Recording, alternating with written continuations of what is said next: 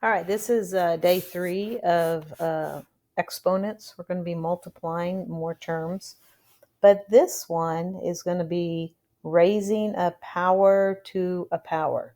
So we're going to distribute the outside power to each part inside, or raise the coefficient to the power, then multiply the exponents of the variables.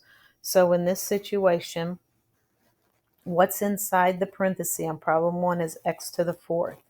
And that's raised to the 3rd power. So we're going to write x to the 4th down 3 times.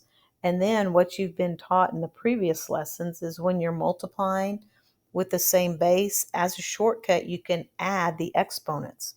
So 4 plus 4 is 8, and 8 plus 4 is 12. So this would be x to the 12th power. Problem 2, we have 3x squared raised to the 3rd power.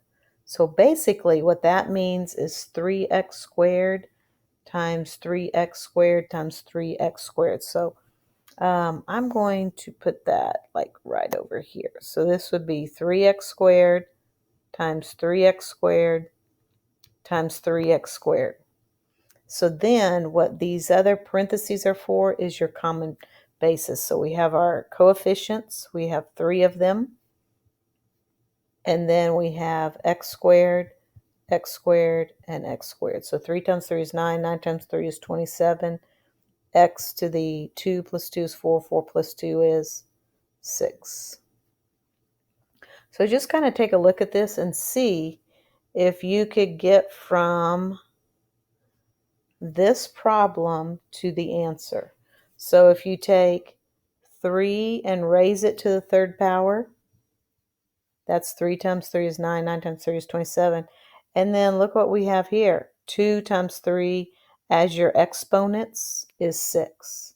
So, but I did break it down for you in case you needed that. So let's take a look at number 3. Now this is negative 5 into the 3rd raised to the 4th power. So there's a few things that you could do. You could take negative 5 in cubed and multiply it by itself 4 times.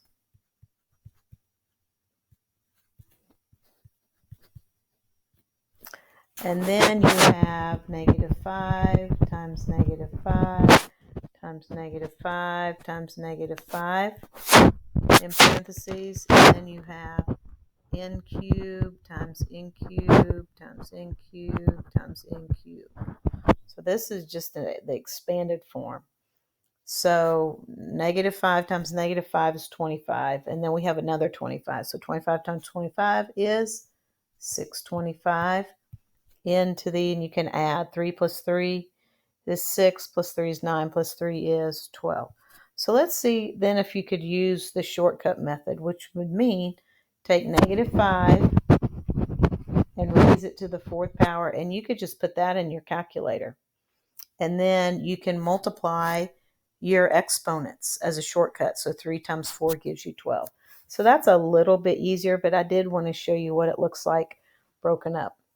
So on number 4, remember you have a power raised to another power. So you're going to multiply basically 2/3 times 2, and that whole number 2 means 2 over 1.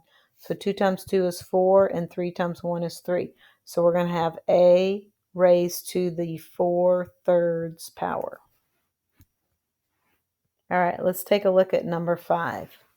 All right, so let's see if we can do this a little bit, shortcut method. So we have 3, and it's going to be raised to that power on the outside, which is to the 4th power. So basically that's 3 times 3 is 9, and then you're going to have another 9, because 3 times 3 is 9, and then 3 times another 3 gives you 9. So 9 times 9 is 81 into the, and then we're going to go 1/2 times 4. Or basically you can say, what's half of 4? Well, half of 4 is 2. So this will be 81 n squared. All right, number 6. So let's see if we can do this instead of expanded form like we've been doing. We would take the 2 and we're going to raise it to that outside power. So 2 cubed. Okay. So that's 2 times 2 is 4. 4 times 2 is 8. X. And then we multiply 3 times 3 is 9. Y to the 4 times 3 gives you 12. All right, let's take a look. Down here below, it says, be careful with negative coefficients. So when you have a negative 5 squared, it's not the same thing as when it's inside the parenthesis, okay, which is 25. So it means a negative, and then 5 times 5 is negative 25. So this has an answer of negative 25, whereas this has an answer of positive 25, because this means negative 5 times negative 5. And so a negative times a negative is a positive. All right, so we wanted you to be careful of that, because when you get to problem 7, this is going to be negative 5, and you're going to square it. So that's negative 5 times negative 5 is 25, and then you can multiply your exponents. So 6 times 2 is 12. So it'll be 25 x to the 12th power. Bliss, it's okay. All right. And then here we're going to do negative 2 cubed. So that's negative 2 times negative 2 is 4. 4 times negative 2 is negative 8x. And then you multiply your exponents. So 7 times 3 is 21. And then 3 times 3 for your y would be to the 9th power. So negative 8 x to the 21st, y to the 9th power. On number 9, we're going to take negative 2 and raise it to the 6th power. Oh boy, so let's see, 2 times 2 is 4. And so you're going to have 4 times 4 is 16. 16 times 4 is 64. So this is going to be 64 x, and then you're going to multiply. 3 times 6 is 18, and then 5 times 6 is 30. Let's make sure. 2, 2, 2, 2. Make sure that's 64. So we've got 4, 4. Oh, wait, it's not 64. My bad.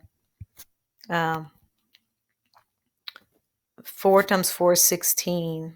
Yeah, that's right. And then 16 times 4 is 64.